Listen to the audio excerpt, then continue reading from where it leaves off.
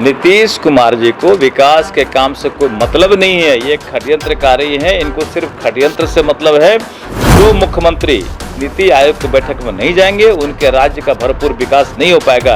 इनको तो विकास से कोई मतलब नहीं है। इनको कोई प्लानिंग करना नहीं है, कोई काम लेके जाना नहीं, केंद्र से पैसा मांगना नहीं है। इनको सिर्फ और सिर्फ राजनीति करना है। कुर्सी कुमार कहलाते हैं। इनको सिर्फ कुर्सी से मतलब है। पलट के इधर से उधर से जैसे मर्जी कुर्सी पर है। नीति विहीन राजनीतिक अगर कोई है तो वो है नीतीश कुमार जी। इसलिए इनको विकास से कोई मतलब नहीं है।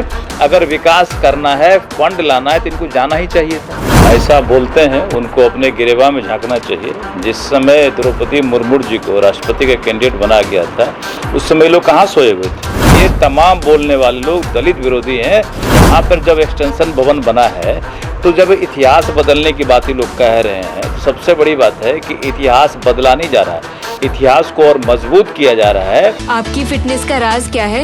एशवेल ड्रेस, ये एक ही बॉटल में है। Stress, weakness, acidity, obesity, hair fall, skin की हर परेशानियों का एक ही हल। एशवेल लाइफ, डायबिटीज फ्री लाइफ।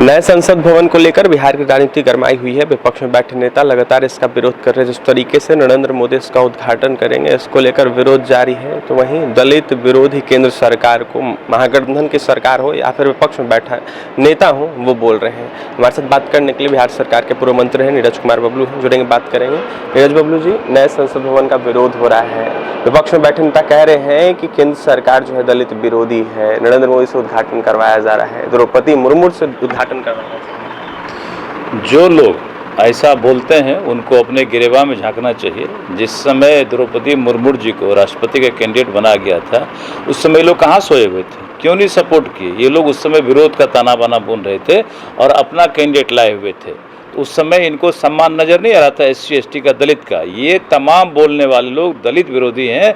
और यहाँ पर जब एक्सटेंशन भवन बना है तो जब इतिहास बदलने की बात ही लोग कह रहे हैं, तो सबसे बड़ी बात है कि इतिहास बदला नहीं जा रहा है, इतिहास को और मजबूत किया जा रहा है। और मुग़ल काल में जो लोग जी रहे हैं न, जब जैसे जैसे आबादी बढ़ती जाती है, ज़रूरत के हिसाब से चीज़ें बढ़ती जाती है।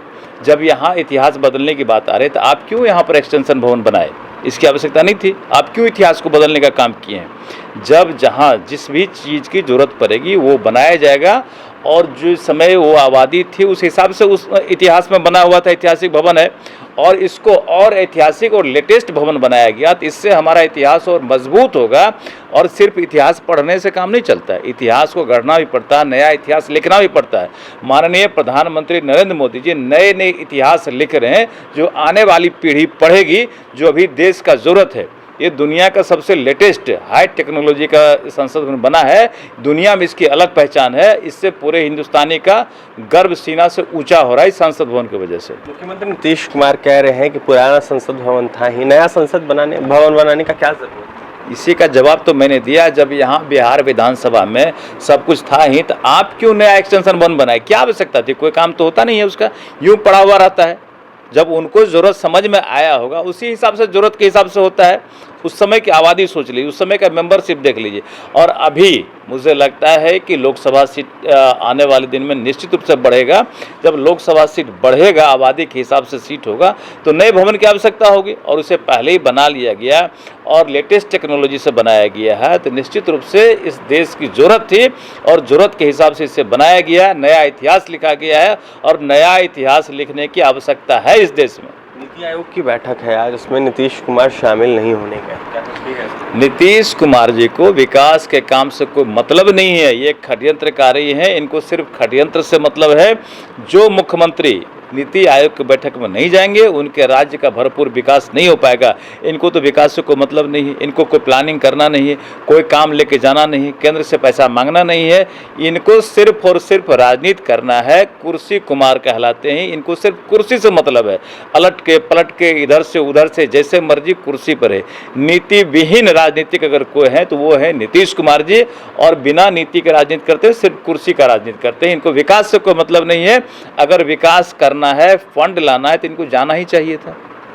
विकास करना है या फिर फंड लाना है तो नीति आयोग के बैठक में नीतीश कुमार को जाना ही चाहिए था। नीतीश कुमार नीति विहीन राजनीति करते हैं, तो वहीं बिहार के जनता से उनको कोई मतलब नहीं है। नए संसद भवन को लेकर हो या फिर नीति आयोग का बैठक को लेकर हो, हमने बात किया है नीरज बबलू से। नीरज बबलू जी का यह साफ कहना है कि जिस तरीके से नीतीश कुमार बातें कर रहे हैं, उनके नेता बातें कर रहे हैं, कहीं ना कहीं वो खुद दलित विरोधी हैं। जिस तरीके से द्रौपदी मुर्मू को राष्ट्रपति का उम्मीदवार बनाया गया था, उस वक्त कहाँ गए थे? समर्थन करना चाहिए था लेकिन नहीं किए। और भी तमाम खबरों के लिए NBC 24 के साथ बने पटना से सहयोगी अमित के साथ अभिषेक की रिपोर्ट।